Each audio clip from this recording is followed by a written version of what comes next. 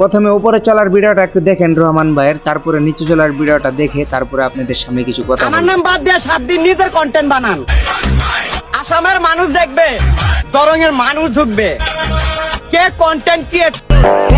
এ রহমান, তুই গাড়ি চালাস করস, রোস্টারদেরকে একটা কথা মাইন্ডে রাখিস, রোস্টাররা কিরে খানকি মাগির পোলা, রহমান ভাইকে ধমকাচ্ছিস?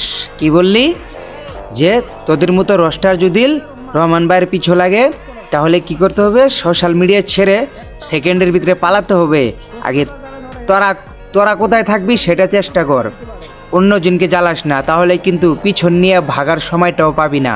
রহমান ভাই হলো একটা ব্রেন, তার সাথে লেগে নিজের গুয়ায় পরে কিন্তু ছাল বাকলা সব কিছু উঠে পড়বে। মাদার চোত, কথা ভালোভাবে বলবি খানকি মাগির পোলা।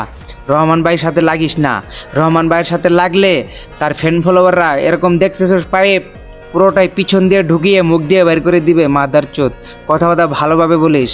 সেটা রহমান ভাই, সে যদি চায় একটা বাল্ব তুলে যদি তোকে দে, সারা জীবন গেলেও কিন্তু সিধা করতে পারবি না। সো মাইন্ডেড রাস্কেল, মাদার চোত, কথাটা মাথায় রাখিস।